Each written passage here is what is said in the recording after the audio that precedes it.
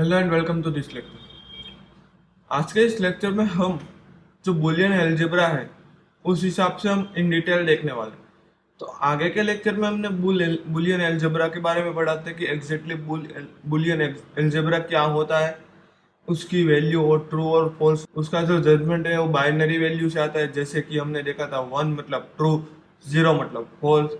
तो ये आपको कम्प्लीटली याद रखना होगा। तो बुलियन अलजेब्रा क्या है, किस तरह से उसको किसी भी डिजिटल सर्किट के अंदर यूज किया जाता है, उसका ट्रूथ टेबल किस तरह से क्रिएट होता है, उसकी वैल्यू किस तरह से चेंजेस होती है, उसी के साथ साथ एंड गेट, और गेट और नॉट गेट के अंदर किस तरह से यूज होता है, और उसी तरह की सर्किट के अंदर भी हम किस तरह से इसको यूज कर सकते हैं, वो ही हमें सिंपली देखना है। तो वो हमें आगे के लेक्चर में देखा ही था। तो अब हम उसके थोड़े से प्रिंसिपल और उसका वर्कआउट इन डिटेल कैसा एडवांस होता जा रहा है, तो वो हमें देखना है कि अभी जो भी बुलियन अलजेब्रा है उसको एग्जैक्टली अब जो डिजिटल सर्किट एडवांस और मॉडर्न जमाने की जो भी डिजिटल सर्किट्स है उसके अंदर किस तरह से यूज किया जाता है, उसके अंदर क्या क्या चेंजेस किया जाता है, उसका फॉर्मूला किस तरह से यूजेबल होता है, वो सब हमें यहाँ पे देखना है। तो आइए यहाँ पे स्टार्ट करते हैं। तो सबसे पहले हमें देखना है प्रिंसिपल ऑफ ड्युअलिटी। हमें ड्युअलिटी का प्रिंसिपल देखना है। तो एग्जैक्टली क्या है वो, किस तरह से वर्कआउट करता है, वो हमें देखना है। तो यहाँ पे आपकी स्क्रीन पे दिया गया है, in Boolean algebras the dualities principle can be is obtained by interchanging and nor operators and replacing ones by one and one by zero। मतलब कि सिंपली ड्युअलिटी का मतलब क्या है, जो सबसे पहले ये डुअलिटी वाला प्रिंसिपल है ना, वो एंड और ऑपरेटर के अंदर रिप्लेस करता है जीरो और वन को, और वन को और जीरो को। मतलब कि आउटपुट के अंदर मान लीजिए कि हमें जीरो मिल रहा है, तो वो जीरो को वन के अंदर रिप्लेस करेगा।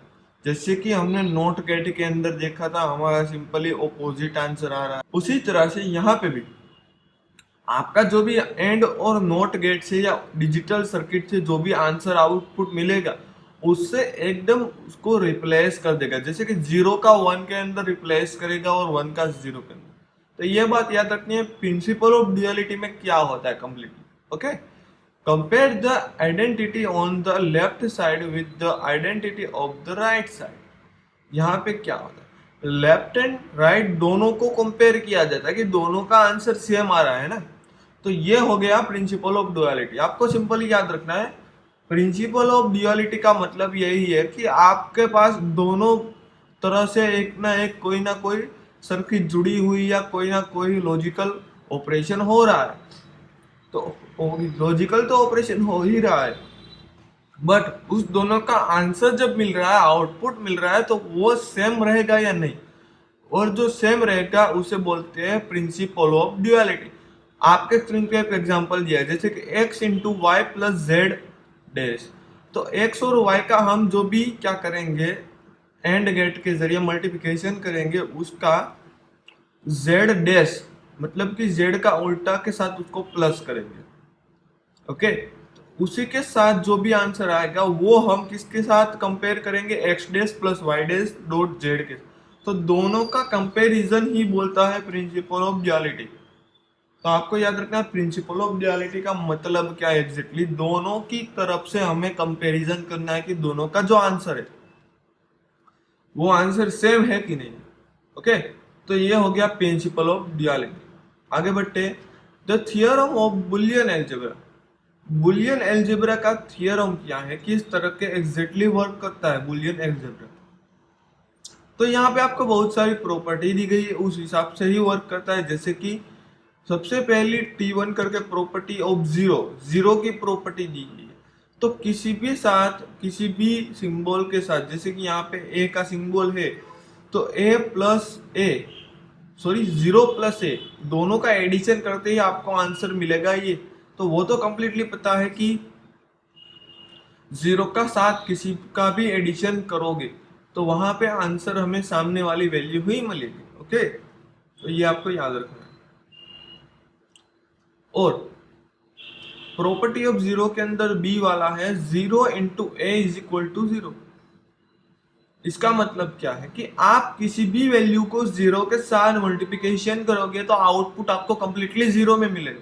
तो यह फर्स्ट प्रॉपर्टी है, जीरो के साथ हम किस तरह से अपना काउंट कर सके, एडिशन कर सके, मल्टीप्लिकेशन कर सके।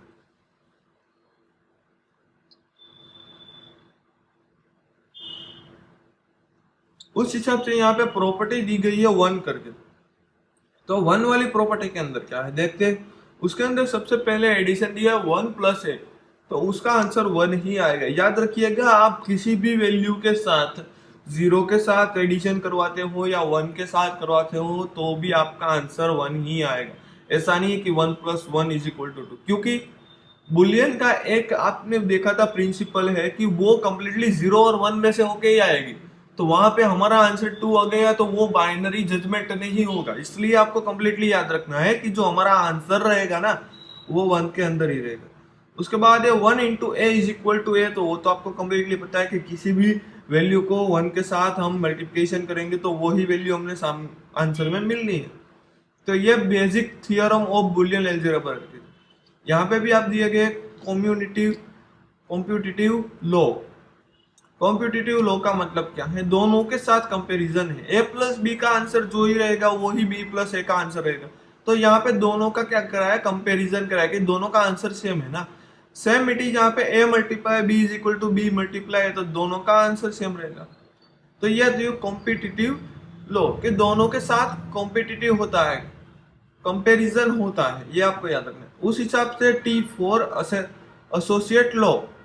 एसोसिएट लॉ का मतलब क्या है, दोनों का आंसर कंपैरिजन करेगा बट थ्री वैल्यू के साथ। जैसे कि हम सबसे पहले a प्लस बी का एडिशन करते, उसका c के साथ एडिशन करते, तो उसका जो भी आंसर मिलेगा वही यहाँ से मिलेगा। क्योंकि आप b को c के साथ करो या b को a के साथ करो या तीनों के साथ में करो, आंसर एडिशन का सेम ही मिलेगा।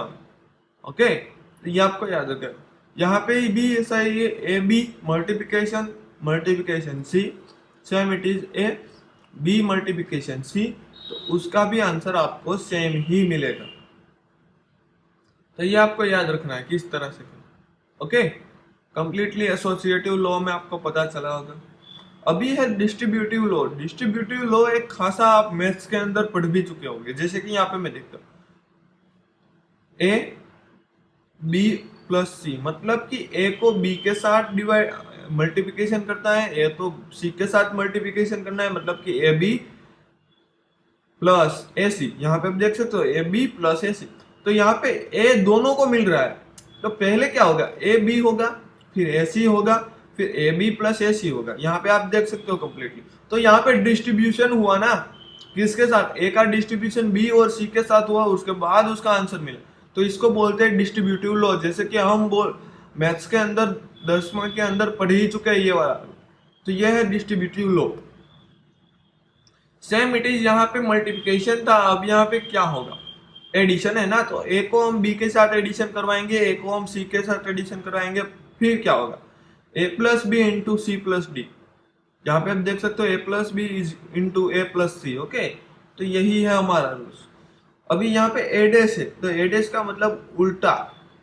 तो किसी उल्टे के साथ मान लीजिए यहाँ पे वन है प्लस जीरो करेंगे तो आंसर तो वन ही मिलेगा, वन प्लस वन मिलेगा तो आंसर वन ही मिलेगा।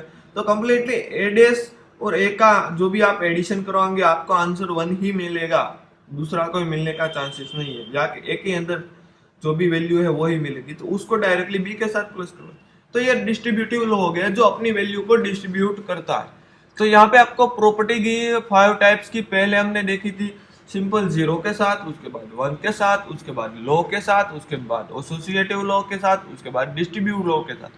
तो ये आपको याद रखना है, एग्जाम के अंदर आपको 110% आने की पॉसिबिलिटी है। तो इसको आपको कंप्लीटली याद रखने के बुलियन थियोरम के basic theorem of Boolean algebra के कितने टाइप्स है, तो 5 टाइप्स आपको लिखने पड़े। उस हिसाब से है तो इन डिटेल भी अभी दिया है T6 करके इम्पेंशन आइडेंटिटी लॉ, मतलब कि यहाँ पे आइडेंटिटी आपको देना है। तो उसको आइडेंटिटी मतलब कि a plus A is equal to a ही होगा और a into A is equal to b a होगा, तो आपको पता ही है, ये तो सिंपल ही है। यहाँ पे दूसरा है एप्सरोप्रिट लॉ। यहाँ पे आपका क्या है, एस्ट्रोप्रिशन लॉ। उसका मतलब क्या, यहाँ पे आपको a प्लस बी और a इंटू बी, तो a into B plus A is equal to उसका आंसर हमें a ही मिलेगा। और यहाँ पे डिस्ट्रीब्यूशन लो है तो a प्लस बी, तो आंसर हमें a ही मिलेगा क्योंकि a के अंदर ही वैल्यू है। आप यहाँ पे दो तो ले नहीं सकते क्योंकि बुलियन अलजेब्रा है, तो ये भी आपको याद रखना है। कॉम्प्लीमेंट्री लो, कॉम्प्लीमेंट्री लो का मतलब क्या, यहाँ पे x की वैल्यू आप ले लीजिए 0 और प्लस एक्स डैश, तो x डैश की वैल्यू 1 होगी, तो 1 plus 0 is equal to 1, 0 plus 1 is equal to 1, तो आंसर हमें 1 ही मिलेगा। कंप्लीटली हमारे पास एक ही ऑप्शन है।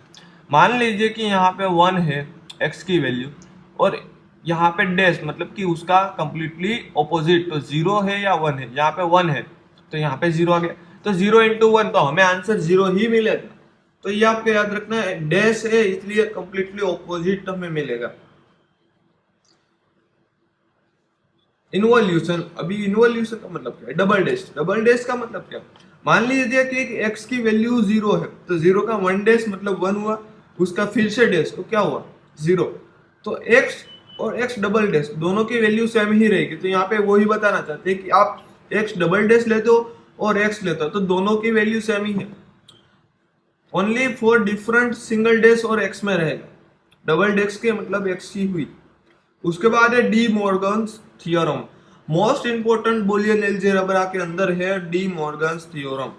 याद रखना है बुलियन अलजेब्रा के अंदर डी मॉर्गन्स आ ही सकते। ये एक मैथमेटिशियन था, उसके अंदर यहाँ पे उसने बुलियन अलजेब्रा का एक बढ़िया सा आउटपुट उसने दिया है। सबसे पहला x प्लस वाई डैश, मतलब कि x dash into Y dash, उसका फुल फॉर्म ये होता है x dash into Y dash, आपको याद रखना है। यहाँ पे x इंटू वाई तो पूरा का पूरा उल्टा करना है, x डैश इंटू है तो उसका उल्टा प्लस और y डैश, तो x dash plus y dash, तो याद रखना है डैश काउंट्स के अंदर लिखा है तो उसको सबकी वैल्यू चेंज होना। तो ये हो गया डी मॉर्गन थियोरम्स। उसके बाद यहाँ पे आपको एक्सरसाइज दी गई, इस तरह की एक्सरसाइज आपको एग्जाम के अंदर आ सकती है, जैसे कि state and very De Morgan law by using truth table in algebra.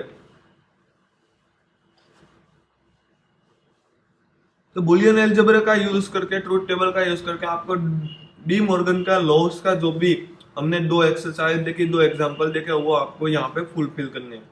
तो ये भी आ सकता है एग्जाम के अंदर। Stand and verify distribute law, draw a logical diagram for the following expression, logical diagram भी आपको पूछ सकते हैं तो आपको याद रहना चाहिए। ओके, अब देखते हैं representation of Boolean expression.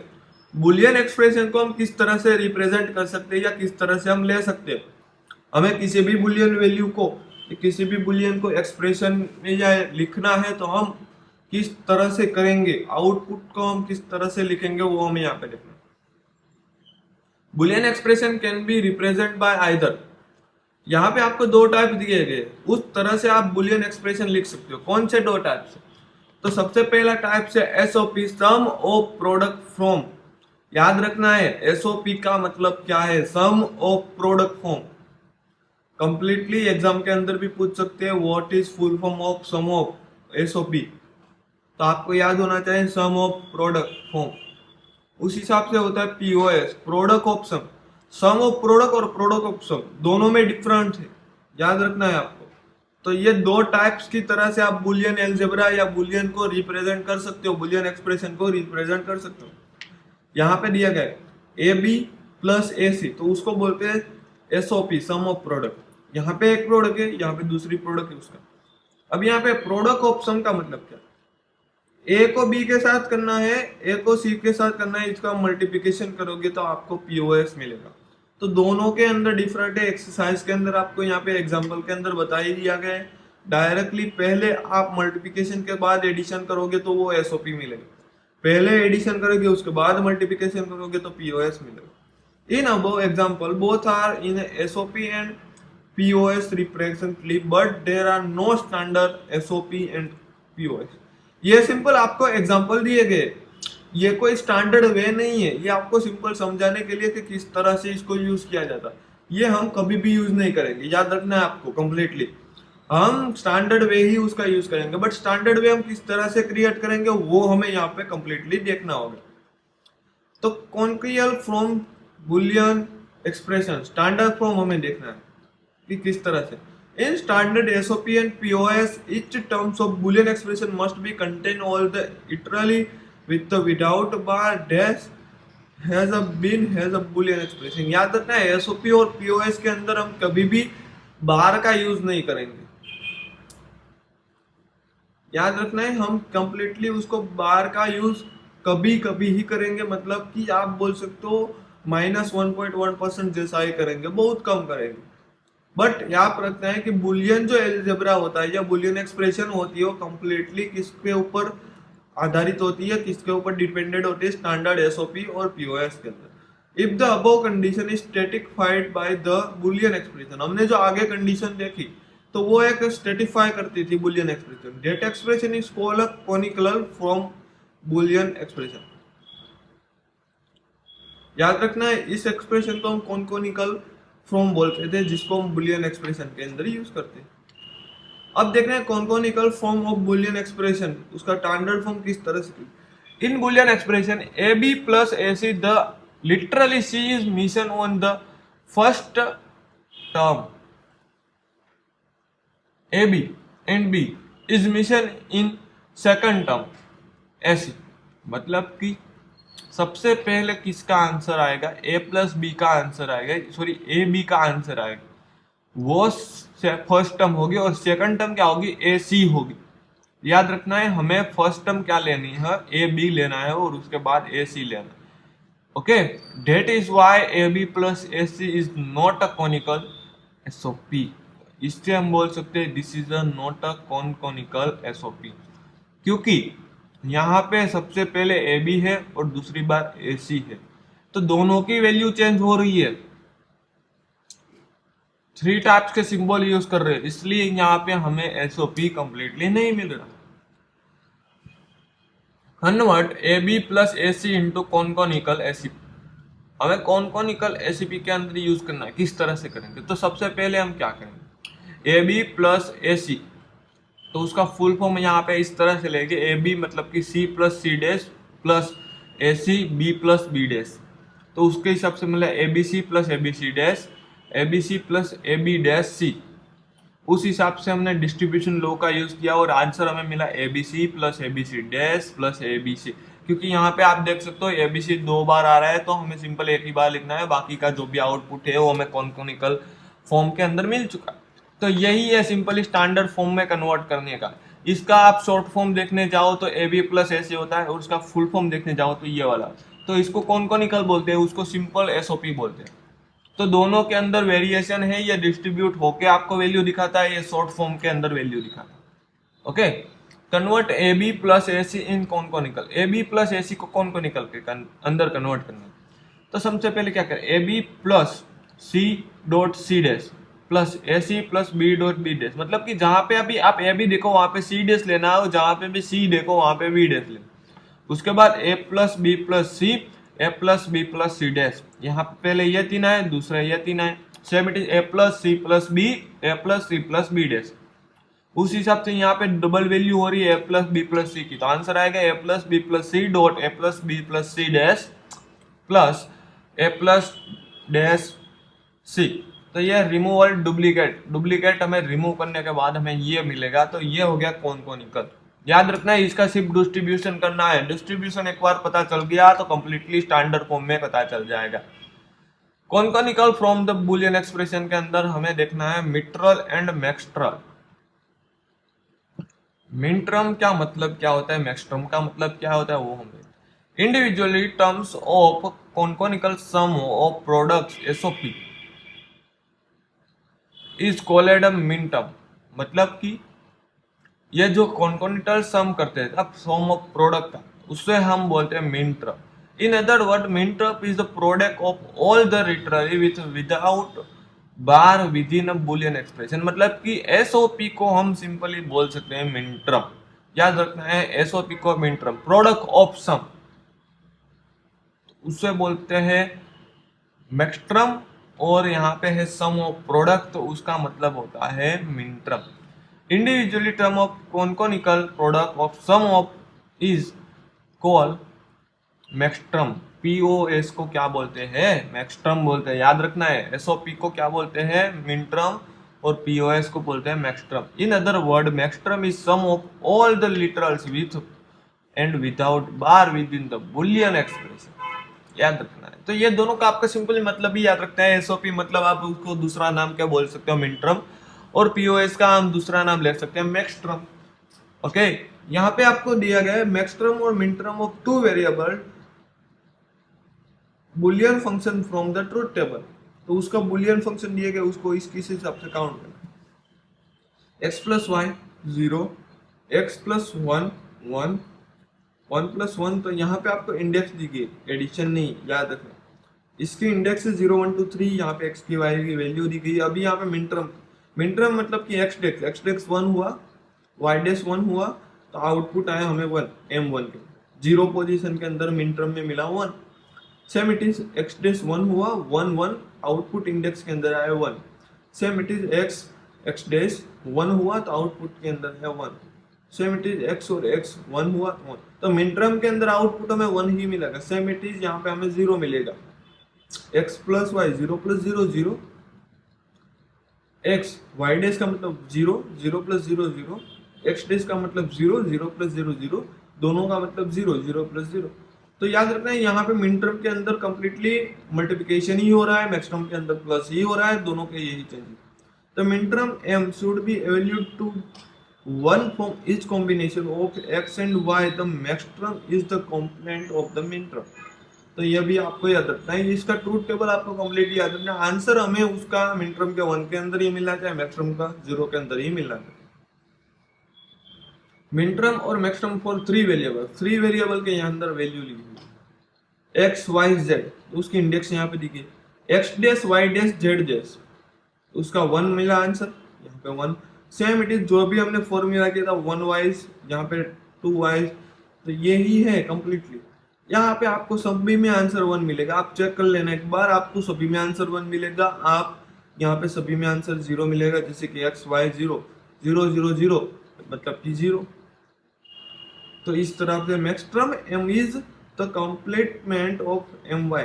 M i is equal to m dash and m i is equal to m capital m dash. याद रखना यही चेंजेस है। तो यहाँ पे हमारा लेक्चर होता है खत्म। एक बार फिर से देखते लेते हैं आज के लेक्चर में हमने क्या देखा एग्जैक्टली। तो सबसे पहले प्रिंसिपल ऑफ ड्युअलिटी लिखा, मतलब कि हमें दोनों साइड से कंपैरिजन करनी है। यहाँ पे हमने देखा X Y plus Z dash, X Y X dash plus Y dash into Z का हमने दोनों का आंसर सेम ही मिल रहा है। उस हिसाब से हमने थोड़ी बहुत प्रॉपर्टी की देखी, बेसिक थियोरी में देखा, उसका अंदर हमने distribute law, associative law, competitive law उस हिसाब से देखा। और उसके बाद डी मॉर्गन्स लॉ देखा, इन्वोल्यूशन लॉ देखा, बहुत सारे लॉ दिखे। उसके बाद कौन कौन सी एग्जाम के अंदर एक्सरसाइज आ सकती है वो देखी। रिप्रेजेंट ऑफ बुलियन एक्सप्रेशन देखा, उसके अंदर सम ऑफ एसओपी पीओएस देखा, उस हिसाब से कौन को निकल देखा, एसओपी कैसे कहते हैं, पीओ से कैसे कहते हैं, उसका हमें स्टैंडर्ड के अंदर कन्वर्ट करना है एसओपी के अंदर, तो वो किस तरह से करते हैं वो हमने देखा। उस हिसाब से मिनट्रम और मैक्सट्रम, मिनट्रम का मतलब एसओपी सम ऑफ प्रोडक्ट और मैक्सट्रम का मतलब प्रोडक्ट ऑफ सम। उसके बाद हमने उसका ट्रूथ टेबल के वाइज कन्वर्ट किया, इंडेक्स वाइज। 3 वेरिएबल के अंदर भी हमने देखा। तो यहाँ पे आपका होता है लेक्चर खत्म। यहाँ पे आपको असाइनमेंट दिया गया है, तो ये जैसे ही लेक्चर खत्म हो जाए तो आपको ये फिलअप करना रहेगा। Okay, thank you.